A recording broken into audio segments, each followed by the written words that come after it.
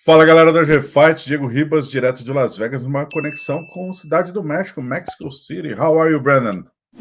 Hey, hello, man. Fine, thank you so much. Just, getting ready for the fight and getting excited, of course. Thank you for your time. First of all, you were supposed to fight Amir Albazi, and then the fight, of course, not going to happen. Did you have time enough to change your camp, whatever you have to change? Yeah, for sure. Obviously, my first opponent was Amir, who's like a new opponent for me, because I fought against Brandon Royval in 2020, so I was kind of excited for that. I've been like fighting with the same guys since 2020, and that's kind of tired. But at the end, it's whatever. It's fine. The goal is the same. Just get the victory in Mexico City, and then pass the page and see what happens in the future. So yeah, I had enough time to make a game plan for Brandon Royval and prepare myself and all my training camp for the new fight, for the new challenge. And what kind of adjustments, what kind of things did you have to change for this fight? Yeah, obviously the game plan, the different body, different style with Brandon Royval. So that's it. That's the only thing. But the plan was already done. Talking about to do the training camp with my training partners and everything. So everything was kind of smooth. Were you training the whole time in Las Vegas, or did you train? When did you get in Mexico City? No, I have. This is my fifth week already in not in Mexico City. I'm in Puebla. It's a really close city from Mexico. So yeah, I prepare myself here. I've been training with Diego Lopez in his academy. Alessandro Costa and Diego Lopez, they opened the doors of the gym for us, for all my team. So I feel very grateful with them. Are you learning some Portuguese with them?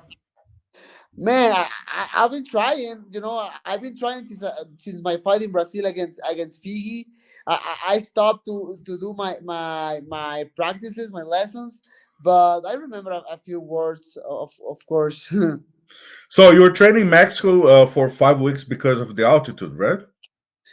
Yeah, every single body is different. Everybody feel different, that detail. So I don't want it to pass any aspect of this fight. So just in case I decide to move here and be just ready. Was a huge sacrifice because I left my family in Las Vegas.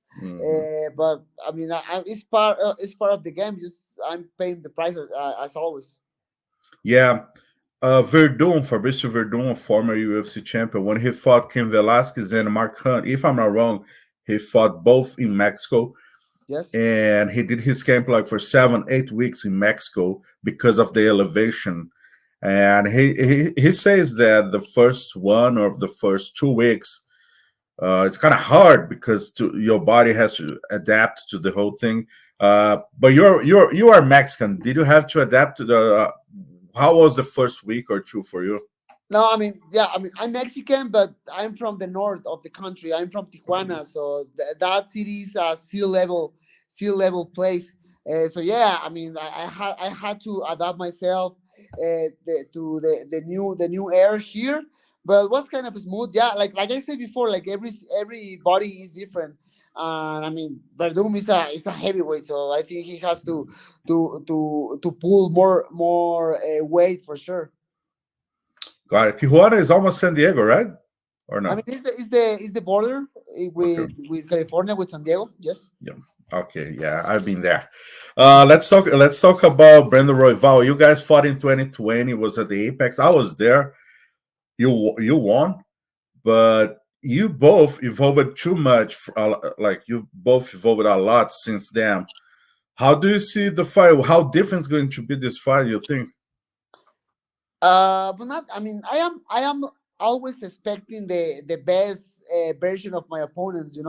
Like you say, like we fought each other in 2020, and we are having crazy careers. Like more experience, more minutes in the octagon. So I definitely I'm expecting a whole different fight between us, and I love the style because my style and his style looks like looks like it's gonna be a crazy fight, like a fireworks every single time.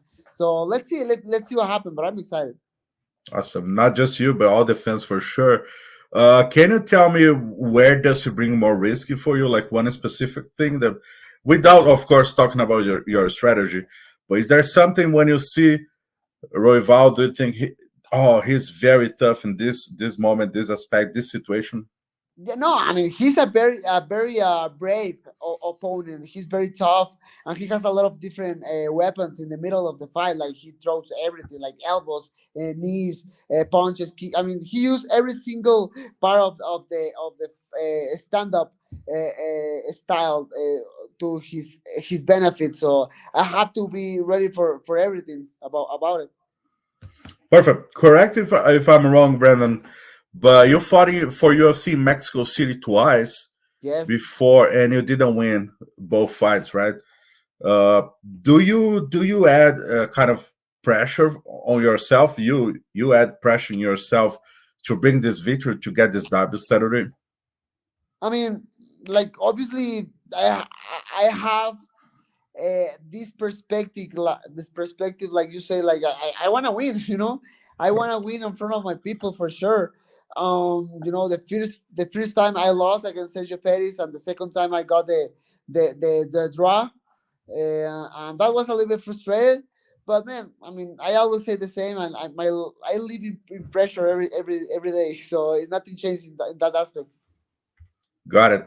But winning Mexico City, how important is for you for your legacy getting the W in Mexico City this Saturday?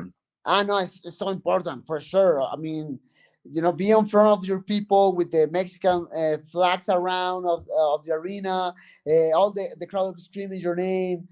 Man, that is an special moment, and obviously I want to win for them because I think this event is for all the Mexicans who is supporting my career and all the Mexicans who are supporting all the careers of the Mexican fighters as well. So I'm just excited to fight in front of my people.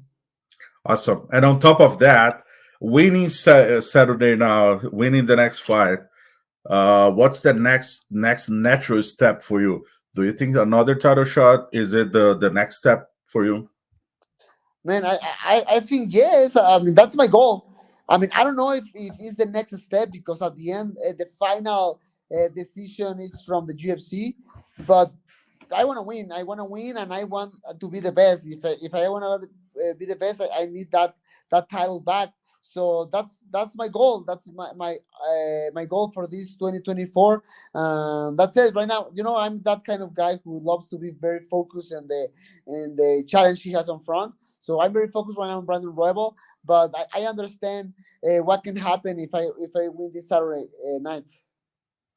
Got it. It's not a secret for us Brazilians that Pantoja is the champion, and he wants to fight in Brazil in May 4th. Do you think would, of course depends how the fight goes, if you have any injury or cut, whatever.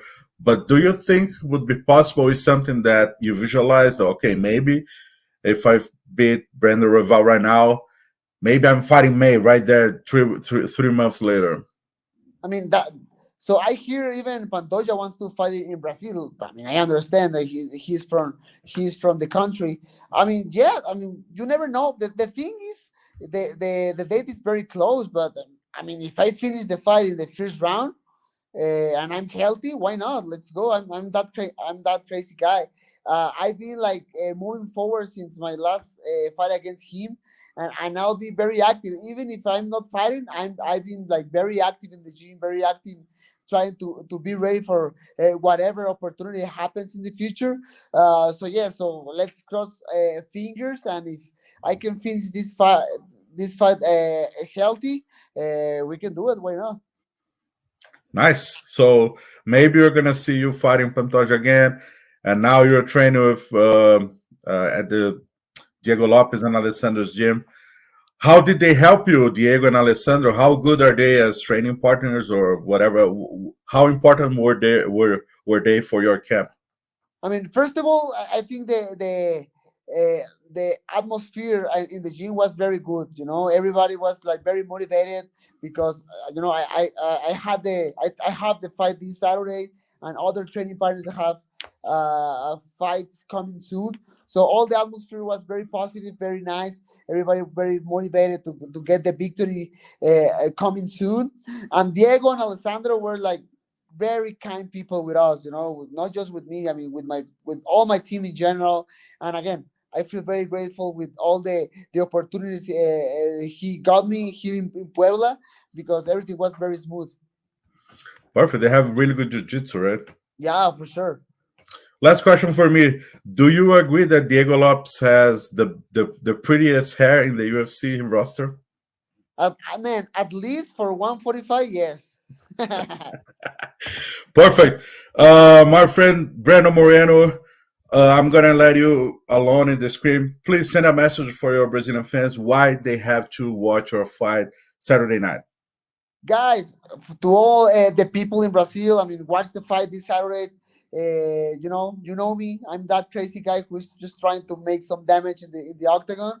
Brandon Royal, the same as well. So I think it's gonna be a crazy fight. So expecting the best of the best in that matchup. And nothing. See you at the top.